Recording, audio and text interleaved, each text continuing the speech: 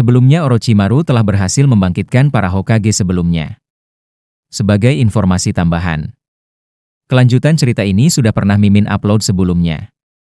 Videonya berjudul, Rahasia Madara dan Kebiasaan Hashirama. Kalian bisa klik judul di pojok atas yang sudah Mimin lampirkan. Baik, karena itu Mimin akan melanjutkan cerita saat Naruto dan aliansi mengepung Madara dan Obito di medan perang. Meski telah dikepung banyak orang, Madara dan Obito sama sekali tidak takut. Mereka segera melancarkan jutsu api miliknya yang juga dibantu serangan Jubi. Meski serangan itu mengenai banyak shinobi, cakra Kurama yang diberikan Naruto mampu menahan serangan api milik Madara dan Obito. Choji bersyukur jika mereka tidak memiliki cakra Naruto, dia pasti sudah sematang sapi panggang. Belum selesai di situ, Madara dan Obito melancarkan kemampuan mereka berikutnya. Namun berkat pengendalian Naruto, dia menghalau semua serangan dengan cakranya yang ada pada aliansi shinobi. Sakura mulai khawatir, apakah Naruto bisa bertahan jika terus melindungi mereka? Tentu saja tidak. Saat ini Naruto sudah sangat kelelahan. Tiba-tiba saja musuh menghilang dari pandangan mereka. Kakashi lantas memberitahu Naruto bahwa Obito datang dari atas. Berkat itu Naruto selamat dari sergapan. Kurama memberitahu Naruto, jika dia terus mengendalikan cakra yang dia berikan ke semua orang, dia akan cepat kelelahan. Sedangkan Jubi terlihat sedang mengumpulkan kekuatannya. Di tempat lain Madara merasakan cakra yang tidak asing. Cakra yang dia rasakan adalah milik Senju Hashirama. Akhirnya apa yang dikhawatirkan Kurama terjadi. Jubi mulai mengamuk dengan kekuatannya yang menekan anggota aliansi shinobi. Kurama segera memberitahu Naruto jika Jubi ingin memakai tenpenci. Naruto tak paham apa itu. Tidak ada waktu untuk menjelaskan. Kurama menyebut tanah akan terbelah. Obito menyebut Jubi sudah tidak bisa dikendalikan lagi. Mungkin ini saatnya dia menjadi Jinchuriki Jubi. Tak lama terjadi ledakan angin yang besar disebabkan perubahan Jubi. Saat Kakashi berpikir ini adalah kesempatannya membuat Jubi menghilang, Obito mencegah Kakashi dan membawanya ke dimensi Kamui. Tak lama ledakan energi dari Jubi membuat tanah meledak disusul badai petir di area medan perang. Inilah tenpenci yang Kurama katakan. Kondisi saat ini benar-benar sebuah bencana alam. Madara yang menggunakan Susanoo selamat dari bencana alam Jubi. Dia menyebut serangan ini seharusnya menghabisi sebagian aliansi. Namun itu tak terjadi seperti yang dia sebutkan. Para anggota aliansi masih utuh dengan cakra Kurama yang melindungi mereka. Di sisi lain Naruto dalam kondisi yang tidak baik sebab mengerahkan seluruh kekuatannya untuk melindungi anggota aliansi. Jubi dengan kesadarannya melihat Naruto sebagai sosok Rikudo Sennin karena memiliki semua cakra biju. Tiba-tiba Jubi menggunakan segel tangan. Perlahan wujudnya mulai berubah. Di pihak aliansi sendiri cakra Naruto yang telah banyak melindungi mereka mulai menghilang. Ini terjadi karena Naruto telah mencapai batasnya. Madara yang melihat Naruto menyebut ini sudah waktunya untuk mati. Namun anggota aliansi langsung berdiri di depan Naruto. Hinata yang berdiri paling depan berkata, inilah giliran mereka menyatukan kekuatan untuk melindungi Naruto. Disusul Sakura yang segera menyembuhkan Naruto. Melihat kegigihan mereka Madara menyebut itu sebagai usaha yang sia-sia. Di tempat lain yaitu dimensi Kamui, Kakashi yang melancarkan Raikiri tidak sanggup mengenai Obito. Obito mengetahui masih ada keraguan di dalam hatinya Kakashi. Obito juga sadar sangat banyak sekali peluang yang didapat Kakashi jika mau membunuhnya. Namun Kakashi hanya memberinya serangan yang tidak fatal. Obito menebak ini pasti karena rasa bersalah Kakashi padanya yang tidak dapat melindungi Rin. Kakashi sebenarnya masih berharap Obito bisa kembali ke dirinya yang dulu.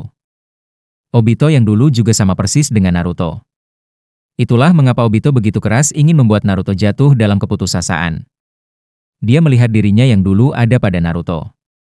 Justru karena itu Obito ingin meniadakan semua yang Naruto lakukan. Selanjutnya Obito menggunakan genjutsu pada Kakashi. Dia menusukkan tubuhnya ke Raikiri dan bilang dia tahu semuanya. Rin sendirilah yang sengaja berlari ke arah Raikiri Kakashi. Obito juga tahu fakta Rin diculik desa Kirigakure dan dipaksa menjadi Jinchuriki Sanbi. Meski Kakashi berhasil menyelamatkannya. Itu semua adalah bagian dari rencana desa Kirigakure. Namun di tengah perjalanan Rin menyadari ada sesuatu yang aneh dalam tubuhnya. Itu adalah Sanbi atau ekor tiga. Sadar akan itu Rin menolak kembali ke desa. Dia justru meminta Kakashi segera membunuhnya. Tak mengerti apa yang dimaksud, Rin menjelaskan jika dirinya saat ini sedang dijadikan alat untuk menghancurkan desa Konoha. Meski begitu Kakashi menolak karena dia telah berjanji pada Obito. Kakashi terkejut. Obito mengetahui fakta desa Kirigakure berencana membuat ekor tiga mengamuk di desa Konoha dengan memanfaatkan Rin. Karena itulah Rin mengambil keputusan sendiri dengan berlari ke arah Raikiri Kakashi saat menyerang musuh. Bagi Obito, Rin memutuskan mati di tangan orang yang dicintainya demi melindungi desa. Karena itu apapun yang dikatakan Kakashi saat ini, dia hanyalah penipu yang tidak mampu melindungi Rin. Namun ini semua terjadi karena sistem shinobi dan desa itu sendiri. Karena itu Obito ingin mengubah sistem dunia ini. Namun Kakashi memberitahu lagi apa yang diucapkan Naruto. Yang paling menyakitkan adalah tidak memiliki teman sejati di dalam hati. Obito menyuruh Kakashi melihat sendiri. Tidak ada apapun di dalam hatinya Obito. Dia memberitahu Kakashi tidak perlu merasa bersalah. Lubang dalam hatinya ini dibuat oleh sistem dunia yang mengerikan. Karena itu Obito telah membuang apa saja yang berkaitan dengan dunianya saat ini. Dia juga tahu selama ini Kakashi menderita karena kehilangan rekannya. Obito lantas menunjukkan Rin dan dirinya yang dulu pada Kakashi menggunakan genjutsu. Seperti inilah dunia yang akan Obito ciptakan, Kakashi bisa meminta apapun. Sayangnya Kakashi tidak menerima ilusi yang Obito ciptakan. Bagi Kakashi, Rin telah mati namun Obito masih hidup. Hal seperti ilusi itu tidak akan mampu mengisi lubang di hati. Kakashi tidak menerima jika harus menghapus kenangan Rin yang asli. Rin telah berkorban demi menyelamatkan desa. Di medan perang Jubi mulai mengeluarkan sesuatu dari mulutnya. Itu seperti kelopak bunga yang akan mekar. Gyuki menyebut Jubi tidak berubah melainkan kembali ke bentuk aslinya. Perubahan yang sekarang hanya digunakan untuk menyerang. Hanya tinggal satu langkah lagi Jubi kembali ke bentuk aslinya. Karena Naruto masih memulihkan tenaganya dan Kurama mengumpulkan cakra. Saat ini semuanya bergantung pada Gyuki dan Bei. Dimulailah pembuatan biju dama raksasa milik Jubi. Para anggota aliansi memikirkan pertanyaan yang sama. Apakah mereka mampu menghadapi serangan ini bahkan tanpa bantuan cakra Naruto? Namun pemikiran itu segera dipecahkan Sakura.